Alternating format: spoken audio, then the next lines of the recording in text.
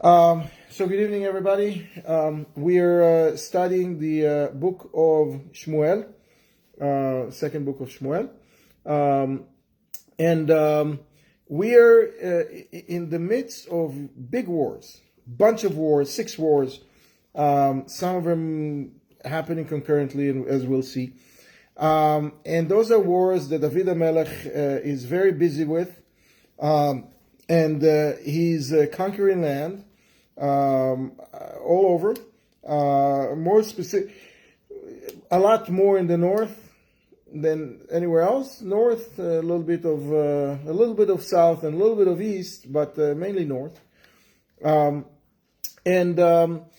I wanted to stop for sort of pause for a few minutes and talk about that land and talk about the halachot of that land. And what is the status of that land? Because this is it's different. It's different than all other land essentially in the world. So as we I think briefly mentioned last time, there are 2 main types of lands. There is the land of Israel, and there is outside of Israel. Okay. And there are dozens of differences between the 2 types of lands. And the dozens of differences has to do with the mitzvot, with specific halachot that apply to the land of Israel more specifically. So it's very much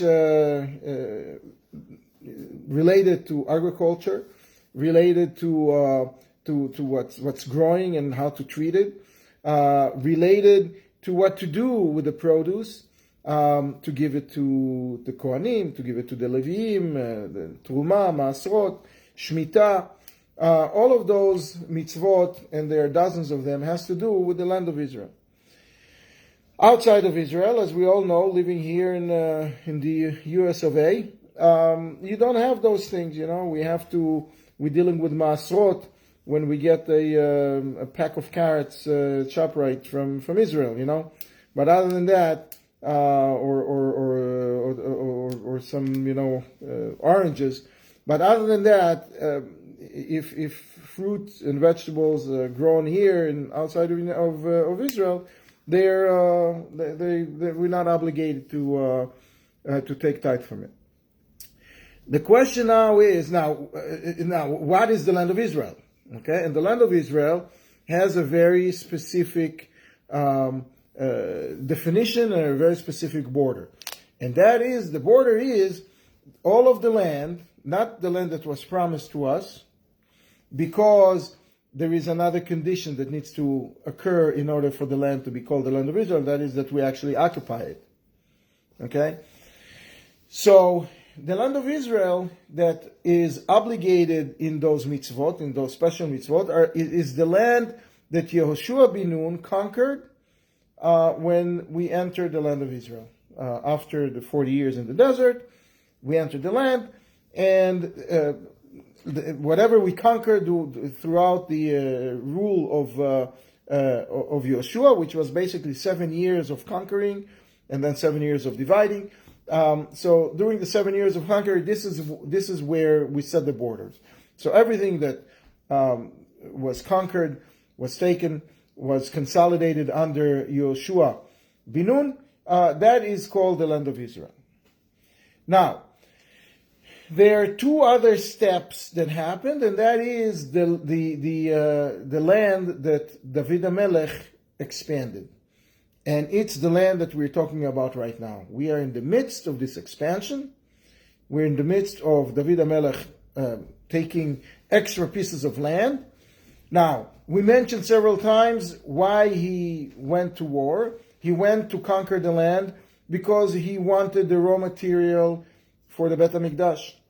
He wanted to prepare to make sure that Shlomo HaMelech, his son, would have everything that he needed in order to build Beit HaMikdash, to build the greatest edifice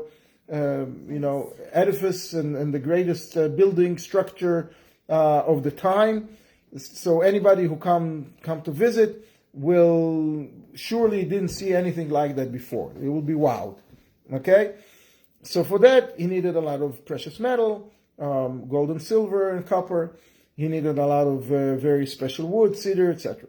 So in order to get that, you can't find it all in Dizengoff in Tel Aviv. So, you needed to conquer other pieces of land.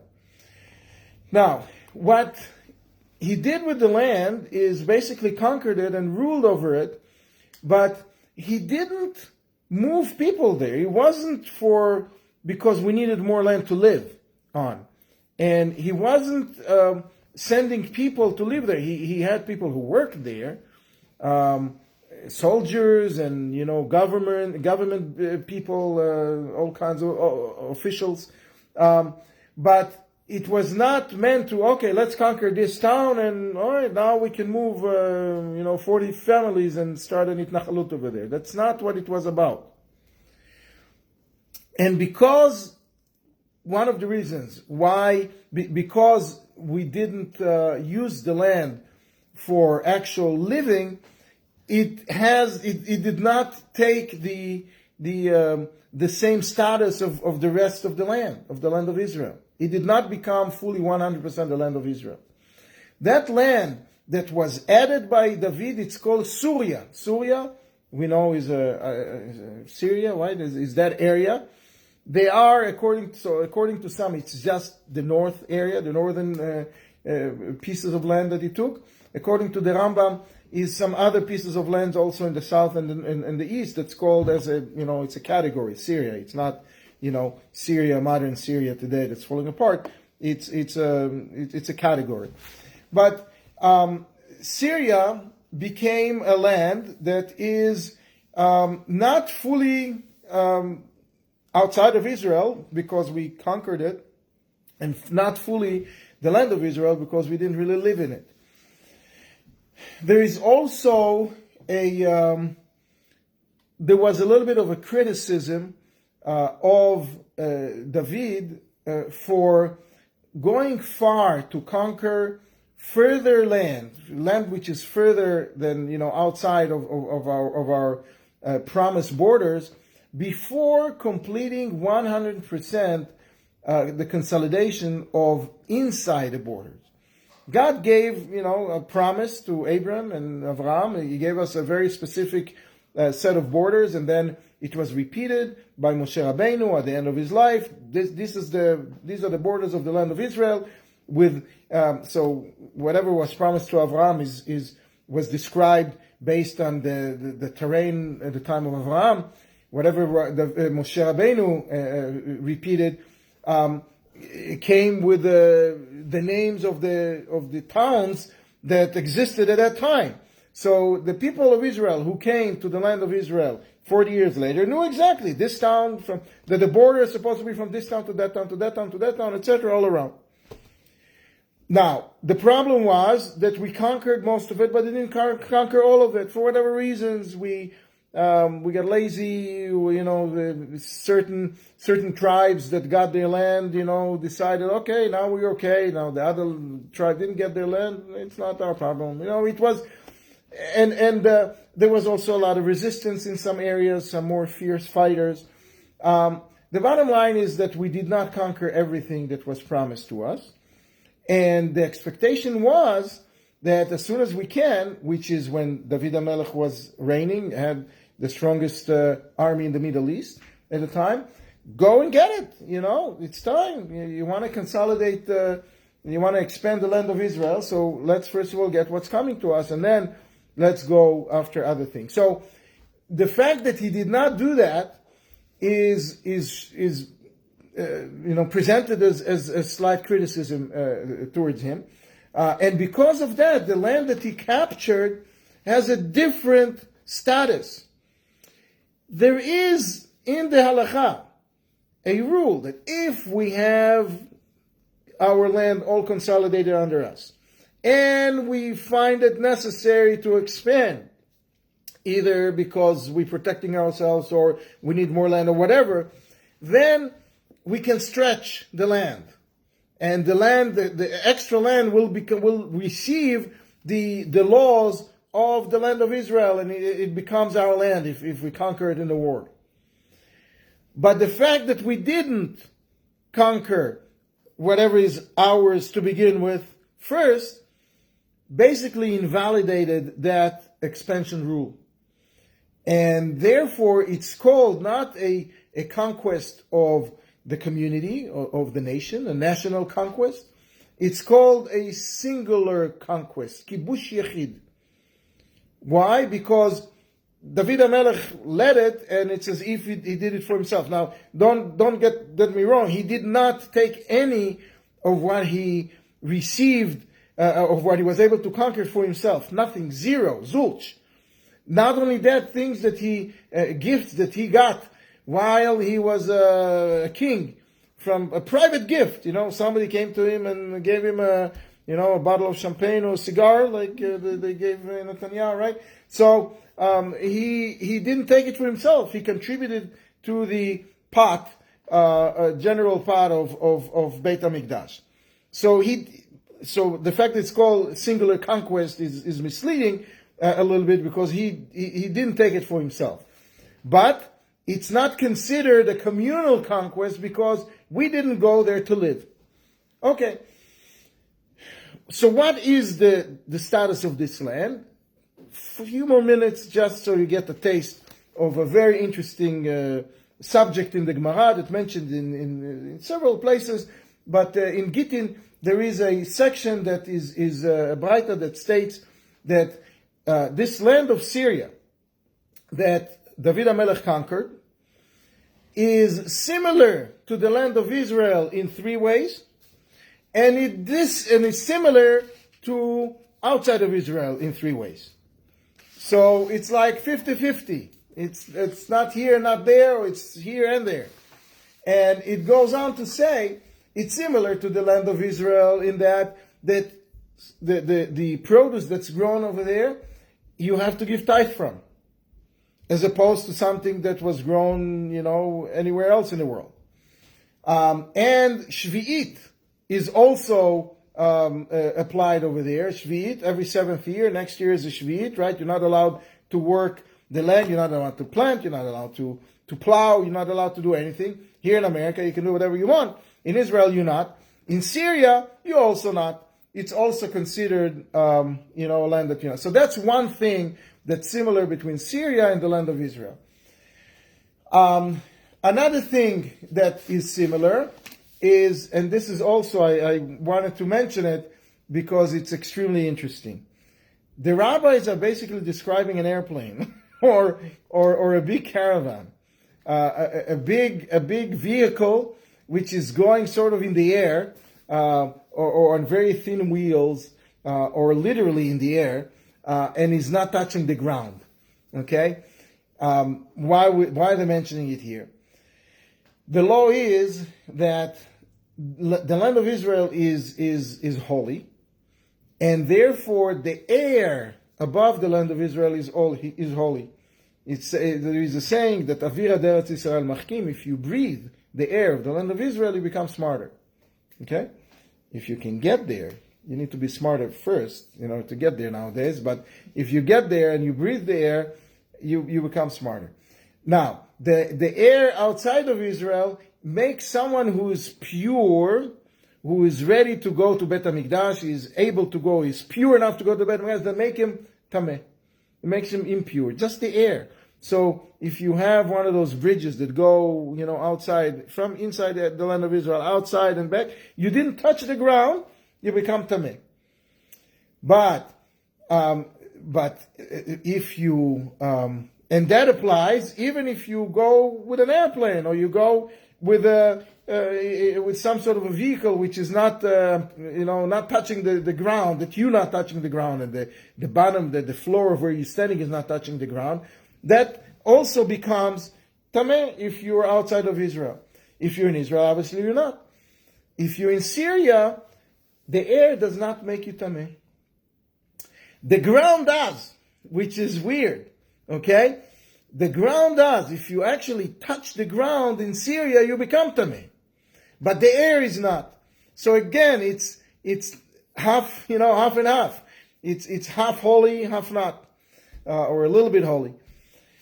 And Another thing, so that's the similarity and is similar and dissimilar between Syria regarding the air and the ground. And another thing is that there is a special law regarding Yerushalayim. Okay, if you are able to buy a house, typically on Shabbos you're not allowed to conduct business. Not allowed to if you have a helper which is not Jewish. And they're not obligated to keep Shabbos, right? You can't tell them, go buy this, go do this. You know, they're doing it for you, then you're not allowed to direct them to buy and sell things for you. Because it's yours. However, if there is an opportunity, you have a neighbor, a non-Jewish neighbor in Yerushalayim, and they're about to leave, and they are ready to sell they want to sell their house and say, I'm out of here today. So if not, you're going to miss it. You won't be able to buy this house in Yerushalayim. You're allowed to tell your helper, which is not Jewish, go ahead and buy it for me. Because it's very important to be able to capture that, to gain control over that house in Yerushalayim, okay? And not only Yerushalayim, everywhere in Israel is the same. So the same applies to Syria. If you have an opportunity to buy a field in Syria, and it's Shabbos, and if you know that you're going to wait, the guy is going to go and, he's boarding the plane, he's heading to the airport. So you want to sell it here now. Then you're allowed to tell someone on Shabbos, someone who's not Shomer Shabbos, who's not obligated to Shomer Shabbos, you can allow them to conduct your business. That is the similarity between Syria and the land of Israel. What's different between Syria and when Syria is equal to outside of Israel, it's also three things. We mentioned that the actual ground is tameh, is making the person impure. That's number one. Number two is there is a law that if someone owns a slave, a non-Jewish slave, if you own a non-Jewish slave, you have to. They have to keep some rules. They have to keep some of the mitzvahs. Okay, they have to keep the mitzvahs sheva mitzvot ben Noach. They have to do the right thing. And there's a whole series of laws that they have to do. Now, if someone sells a non-Jewish slave, if they sell it in the land of Israel, okay, then let's sell it in the land of Israel. They're allowed. But if they sell it outside of the land of Israel, what happened to that slave? He's likely not going to keep observing those laws. So the rabbis are saying, if you have a slave and you sell it outside of the land of Israel, you basically the sale is invalidated and the slave go free. So people will not do it because the end result will be that person will keep less of the mitzvahs. Whatever. The bottom line is that there are laws that has to do with slave, and there is also a law that has to do with bringing with the divorce papers that are different between the land of Israel and outside of Israel. And Syria is similar to outside of Israel. The bottom line is, and we'll leave it at that. The bottom line is that land is different. Syria is different. It's a land that David HaMelech worked very hard to conquer, and he was successful in applying some of the rules of the land of Israel to it, but it's not completely like the land of Israel. Anyway, so that was sort of a small detour regarding the land. Let's continue with the wars, which is always fun. So we finished. We were in the middle of a war against Aram, the Aramites in Damascus, and Aram Tzova and Aram Naharaim, 5 or 6 different Arams. So he took the Aram of Chazazel, I think his name is, Hadad Ezer. That was his name. So he took from him, ויקח דוד את שלטי הזהב אשר היו עבדי hadad Ezer ויביאם ירושלים. So he took the gold shields that they had the servant of Hadadezer had, and he brought him to Yerushalayim to the pot to build from it the Beit HaMikdash. Now, this Hadadezer guy was not a nice guy. He was fighting with everybody in the neighborhood. He was very strong, and as a result, he became very rich, because he was able to consolidate a lot of gold and silver and booty from other nations.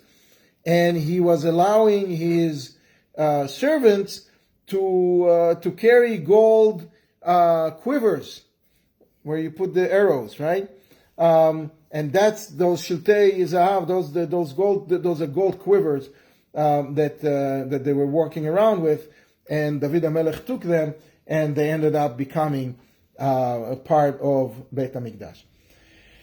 And here is something very interesting. Umi Vetach, umi Berotai, Arei Hadadezer, and from the two cities, Betach and Berotai. Berotai is basically Beirut. Okay, that's the olden Beirut. It was used to call Berotai. So that and the location also matches. So those are the cities that belong to Hadadezer. From those cities, לקח המלך דוד נחושת הרבה מאוד. It took a lot of copper, a large amount, a vast amount of copper. What happened to that copper? So there is a very interesting story. What ended up being copper? Because in Beit HaMikdash, there aren't that many things that are made out of copper. There was the kior, the faucet, where the Kohanim supposed to wash their hands and feet before going to sacrifice korbanot.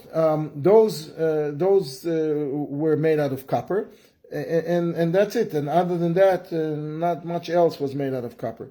So what did he do with all this vast amount of copper? So the Gemara is telling us that Shlomo HaMelech was very creative, and Yerushalayim is known to have a water problem. Okay, we all know that Yerushalayim is drought in Yerushalayim is very common, and especially in the olden days when you didn't have a water supply, proper water supply, and they built aqueducts from far away, from Har Chevron, from the mountains of Hebron, and from other mountains in the area, from miles and miles away to bring water. And if you've been around the areas that were dug around the Kotel, you see that they had reservoirs that were underground. Now they're underground. At that time, I don't know if they were underground. Probably were not underground. And to keep the water, the rainwater. But anyway, there was a problem of water. So Shlomo HaMelech didn't like that there is a problem of water in Beit HaMikdash. So he created a reservoir. It's called Yam Shel Shlomo, the Sea of Shlomo, the Sea of Solomon. Okay? The Sea of Shlomo was basically a huge pot that was able to hold the amount of water that today you can put in 150 mikvahs. It's 6,000 se'ah. It's a huge amount. Okay, so imagine the mikveh that we have, 150 of those. All right, the mikveh that we have here is bigger, but whatever. So it's maybe 75 of those, but it's a lot. And it was the circumference of that pot was 30 amah. It was it was 10 amot across, 30 amah circumference, and 5 amot height. 5 amot is 2.5 meters or so, and it was standing on solid 12 oxen. They're all made out of copper. So this whole thing was made out of copper that was taken from this city, from Beirut and from Betach, right? And it was sitting in Beit HaMikdash.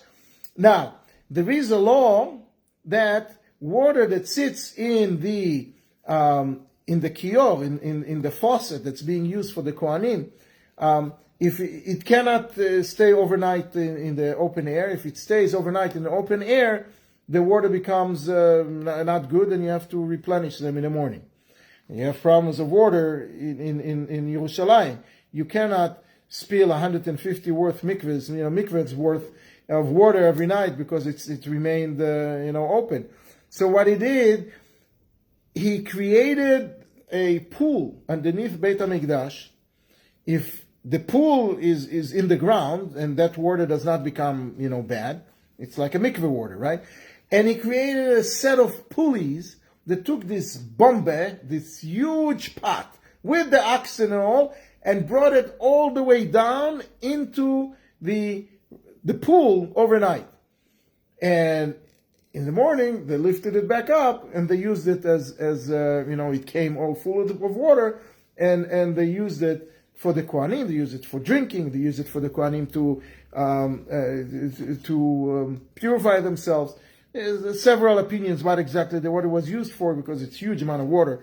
But anyway, this is what Shlomo HaMelech did with the copper that was conquered in these cities. Now, as you recall, we mentioned that Hadadezer, the former king of those cities, was not a nice guy, and he had a lot of enemies. One of his enemies was Mr. Toi. Vaishma Toi melech Hamat, the king of Hamat, Toi. He heard ki hika David et kol chel Hadadezer. He heard that Hadadezer was getting over the head, and David HaMelech was, chop him down to size, so to speak. He was very happy. Why was he happy? On the one hand, he was happy, on the other hand, he wasn't happy. He was happy because previously Hadadezer beat him up. It was a war between Hadadezer and Hamat, and Hadadezer won. So Toi was not happy with Hadadezer. So now that, he got over the head, he was happy. On the other hand, he was shaken. Because who said that David HaMelech is going to stop in Beirut? Maybe he'll continue to Hamat. Hamat is not that far. So what does he do, Mr. Toi? Vaishlach Toi et Yoram bno el HaMelech David. So he's sending his son as a messenger. He didn't trust anybody else because people can change loyalties very quickly in politicians in those days. Today is different, of course. They all loyal, right? But in those days, he didn't trust anybody, so he sent his son Yoram el HaMelech David lish'ol lo leshalom, to ask him how you doing, to ask to congratulate. That's not a translation to congratulate, but it's lish'ol lo leshalom is like saying how you doing. Ulevarcho, and then to congratulate him al asher nilcham be'Hadadezer, and to thank him and congratulate him for the war that he gave Hadadezer vayakeu, that he smited him, that he struck him, that he was victorious against him.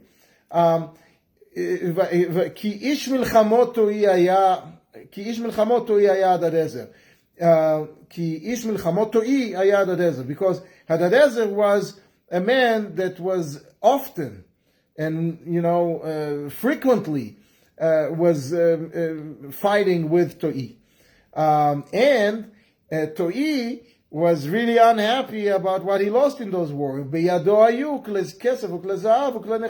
in his hand, in the hands of Yoram, the son of Toi, he sent a whole bunch of precious metals, whole bunch of dishes that are beautiful from gold, silver, and copper, as a gift and as a sign that he is submissive to David, realizing why David, after seeing what David is doing with Hadadezer, that he captured the land. He didn't bring people. He didn't kill the people. He didn't throw away the people, the natives. All he did is empty the resources. And he took the resources to Yerushalayim for a specific reason. And everybody knew it, because this is exactly what he was doing. He was going after the raw material. Mr. Toi sees that. First of all, he's telling him, thank you very much for beating up my enemy. And by the way, you don't have to bother with me. Here's the precious metals. I brought it to you. You don't need to worry, about conquering my land and all. Voila, take it, enjoy it. That's what he wanted anyway. And smart man, right? Very smart man. So that's what happened with Tohi. And what happens is, he, not knowing the exact reasoning of David and not knowing the exact personality of David, he gave those gifts to David personally. Here, thinking that that's what people are looking for, right? They want to become an oligarch, right? And that's the way to become one. So gam otam ikdish Amelech David laHashem. David HaMelech doesn't take anything. He doesn't take a dime. Doesn't take one spoon for himself from all these great gifts that Tohi gave him.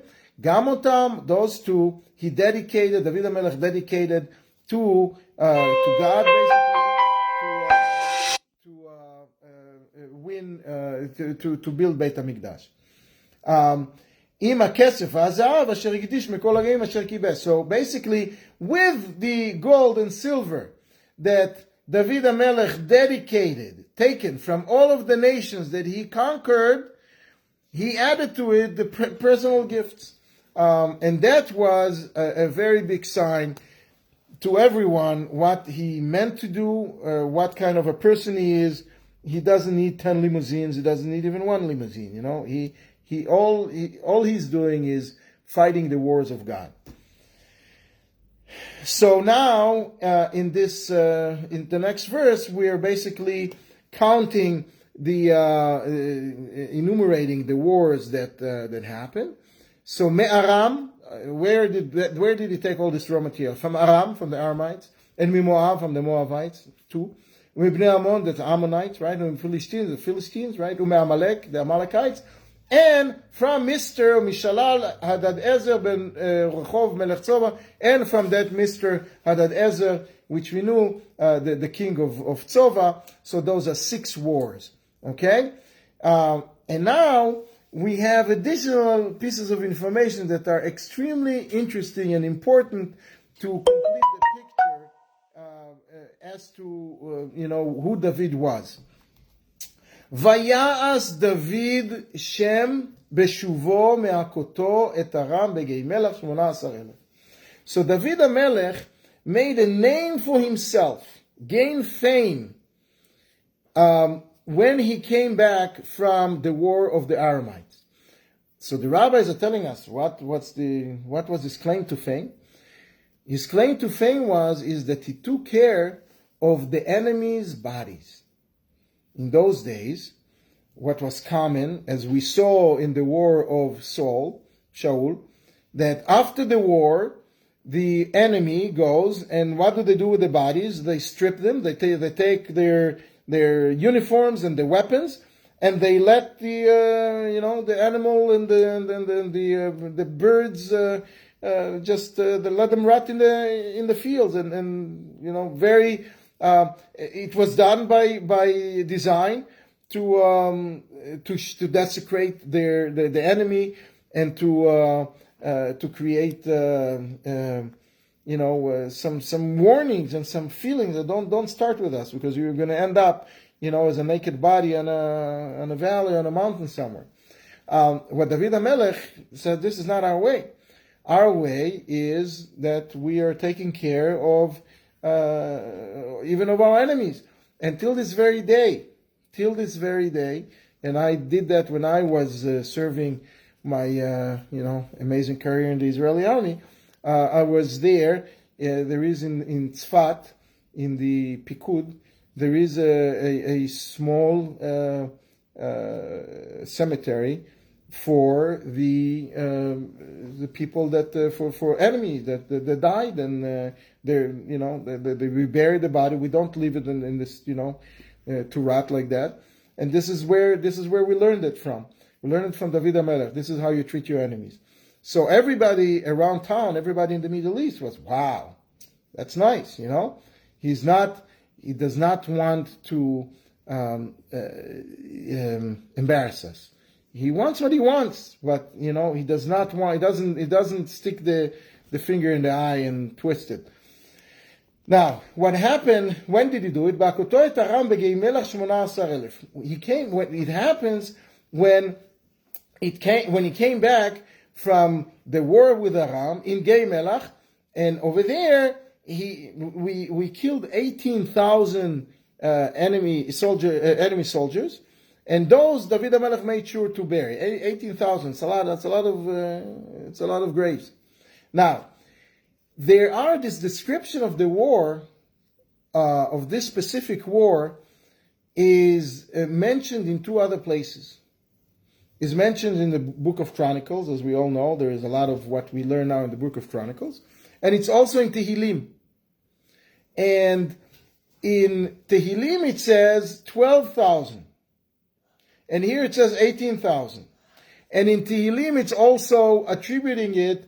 Here it's attributing it to David, the war, and in Tehillim is attributing it, in Chronicles attributing it to Avishai. Avishai's name was? To Avishai ben Tzruya, and in Tehillim is attributing it to Yoav. So we have three people that the same war was attributed to: Yoav, David, and Avishai. Avishai and Yoav were brothers, right? The generals of David. And we have two numbers, 12 and 18. So what happened here? So everybody is struggling to explain what's going on here. The consensus is that there were two wars happening. Oh, and the third thing is that here the war is mentioned that it's Aram. And over there it mentioned that the war was with Edom. And we, as we will see in the next verse, is continue talking about Edom as if this is the war that we're talking about. What happened is that we started a war with Aram, and then the Edomites, or we started a war with Edom, and then the Aramites came to help. And they started helping each other, as we mentioned. They saw a big enemy and said, okay, my enemy's enemies, So they started helping each other. So we ended up needing to fight in two fronts. Edom is in the south, and Aram is in the north. So not easy. So what happened is, one war was fought by Yoav, and another war was fought by his brother, who was also a general and but like a second in command. So the brother Avishai started the war while Yoav was fighting in Edom, he started a war with Aram in order to defend us because Aram was attacking, and he killed 6,000. And then Yoav finished with Edom, came back to help him with Aram, and Yoav killed 12,000. So when it mentions the war in relations to Yoav, it says 12,000. When he mentions the war in relations to Avishai, his brother, it says 18,000. And here also it says 18,000 because Avishai started the war. So even though he himself was leading it only for 6,000 casualties of the enemy, all of the war is called after him. So bottom line is, there were two wars, there were two generals. One started it and was able to get it, inflict 6,000 casualties. Then the brother came and helped win the war and inflict 12 more, so total of 18,000 casualties. And that is the difference of numbers and the difference of names. And here it says after David, because David, after all, was in charge of all of it. So it was here mentioned as a David war.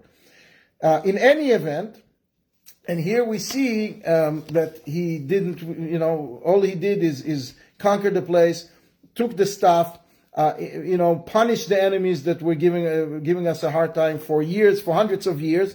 But we didn't really live there. We didn't even move over there to live. Vayasem be'edom nitzavim. He put stations, all kinds of soldiers and governors who standing at attention to keep the order. Bechol Edom, all over Edom. Sam nitzavim. Vayi kol Edom avadim leDavid. And why did he need those soldiers? Why did he need those rulers? Because they became our slaves. They became slaves to David HaMelech, and they didn't have that much raw material, but they definitely had labor force. So that's what he took out of them. Vayosha Hashem et David b'chol asher halach. Now, even though we mentioned several times that there was many wars and there was a criticism a little bit here. Why didn't he conquer that piece of land before the other piece of land? And that he collected a lot of raw material and stuff, and people could have thought that he did it for himself, even though everybody knew it's not. It says here, testimony, that God helped David wherever he went, whatever he did. It was the war of God, and it's David HaMelech was just a conduit to do it. And the bottom line is that there is no criticism. The bottom line is there is nothing wrong. The bottom line, everything that he did is amazing, is holy, and that is the story of all these wars. Vayimloch David al kol Israel. So David HaMelech rule over all of the Jewish people. Vayi David oseh tzedakah mishpat u'tzedakah lekol hamo. And David was doing justice and executed. You see the translation here is horrible. Justice and kindness to all of the people. Now, justice, kindness, those are two opposite things, right? If it's justice, it's what it's supposed to be. If it's kindness, it's above and beyond. So which one it was? So there are several discussions in the Gemara, in several Gemarot, 4 or 5 different Gemarot, and in many places in the Midrashim, what was going on here. The bottom line is that David HaMelech was really an exceptional guy. And when he ruled between, when there was a conflict between two people, and there was a thief who stole, and there was someone who the stuff was stolen from. And now the thief has to pay the $100 that he stole. Problem is, the thief is a poor man. That's why he stole, right? So, and he doesn't have what to pay with. So David HaMelech takes from his own pocket and pays the fine. Because a thief not only needing to pay the $100, he needs to pay $200. He needs to pay double. So David HaMelech did justice because the guy that lost the money got it back. And he also with the same action, he did kindness because the guy that lost, that doesn't have it, what would happen to someone who doesn't have in those days? What happens if someone doesn't have the $200 to pay? They become a slave, okay? Which is not exactly, what people would love to do. So he did kindness with those people and pay them and pay their fine. So at the same, so that's one explanation. Another explanation, very interesting. We have, how many lawyers we have here? A couple of lawyers, right? So, lawyers are at least supposed to be expert in compromise, right? So when there is a dispute, you convince your client that, why don't you take, 60 cents on a dollar and get something, otherwise, so compromise. The question, there is a whole discussion in the Gemara is if compromise is allowed. Because there is a halacha of what the ruling needs to be. One is right and the other one is wrong. And, are you allowed to do a compromise? So there is a whole discussion whether you're allowed or not allowed. Those who believe that you're allowed to do compromise in a halachic based in are saying it from here. Because what David HaMelech was doing, he was doing the justice. He was doing he was sitting, presiding on a court. And was trying to figure out how people can how can everybody can be satisfied, and as part of that, that's the kindness that he did. He was able to do some compromises. Okay, so somebody needs to really I took your cow and the cow broke the leg and it wasn't my fault, but maybe it was, and So you have some gray areas, and he was able to create compromises. And that's the kindness that he spread amongst the nation, amongst the Jewish people, to make sure that everybody, nobody feels that they get gypped. Nobody feels that that something was done wrong to them. Anyway, the next 3 verses are mentioning the officers, the people that David HaMelech accomplished all of this with. I see the rabbi is here, so we're going to end up with those 3 psukim next time. There is a very interesting story about some of those people. So let's do justice to them as well. So thank you, guys. Meet you next week.